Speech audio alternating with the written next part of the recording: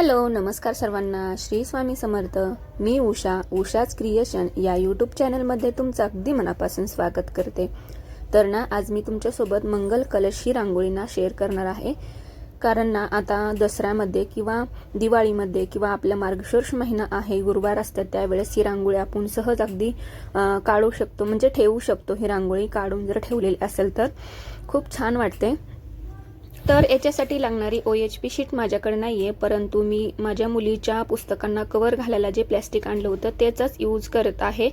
तर OHP sheet आमची तिथं पण भेटत नाही आणि मी ना आता मिशोवरून ऑनलाईन मागवलेली आहे। बरोबर 10-12 दिवस झालेले आहेत, तरी सुद्धा अजून पार्सल काय रिसीव मला झालेलं नाहीये।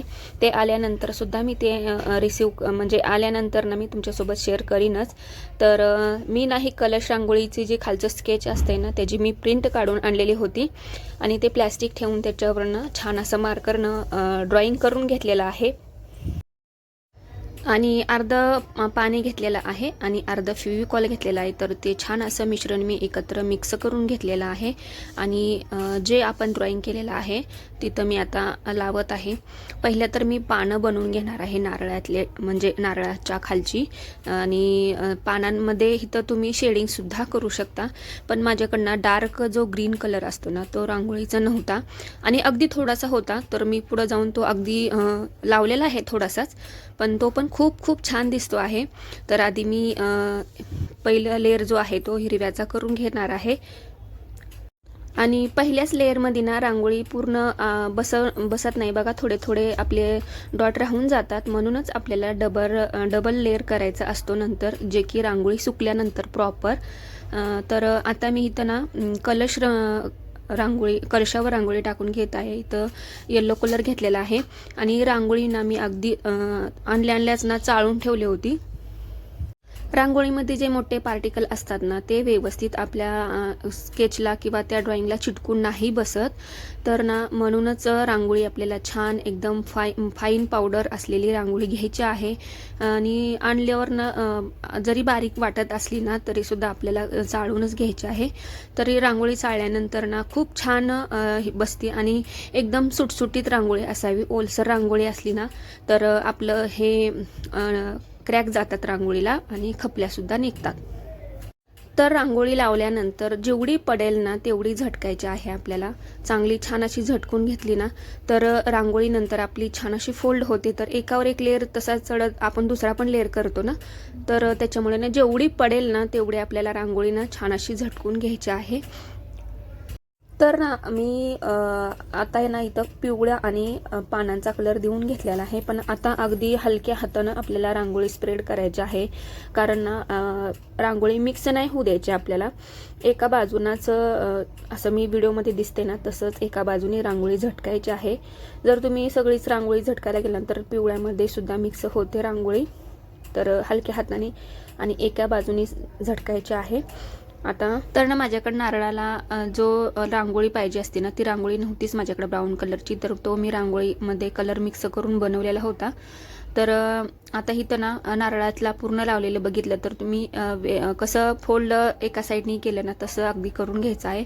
आता रांगोळीनं छान अशी सुकलेली होती, तर मी त्याच्यावरनं डबल लेअर करून घेत आहे आणि डबल लेअर करताना फक्त अगदी थोडंसंच आपल्याला लावून लेअर पूर्ण करायचं आहे। जसं आधी पूर्ण सगळं लावत बसलो होतो तसं लावत नाही बसायचं। तर बघू शकताय तुम्ही माझ्याकडे थोडा जो ग्रीन होता ना तो मी तसं थोडंसं लावलेलं आहे, पण तो अगदी छानच दिसत आहे।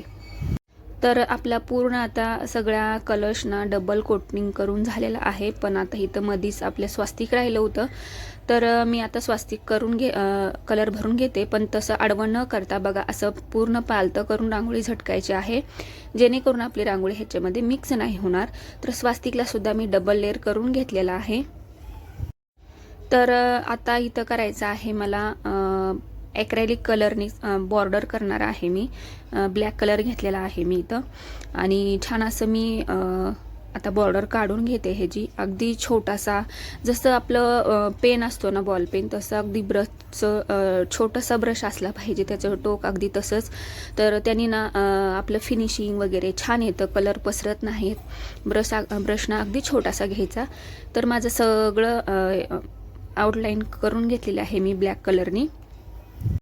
असंच पण आपला कलश खूप खूप सुंदर दिसत आहे. पण ॲडिशनल म्हणून त्याच्यामध्ये माझ्याकडे होतं ते मी मोतीचे जे की चिटकावून घेतलेले आहेत आणि नारळावरती सुद्धा मी फेविकॉल लावून रांगोळी लाल आणि पिवळी चिटकवून घेतलेली आहे. आणि ह्याच्यात ना स्वास्तिकला तुम्ही बॉल चेन सुद्धा लावू शकता, पण माझ्याकडे बॉल चेन नव्हती, गोल्डनवाली जी भेटती ती.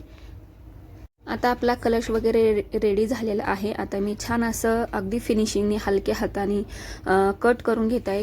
कट करताना अशी गडबड वगैरे काही करायची नाही, कारण कट चुकून पानांवर किंवा कलशावर जाऊ शकतो. अगदी हलक्या हाताने आपल्याला कट करायचा आहे.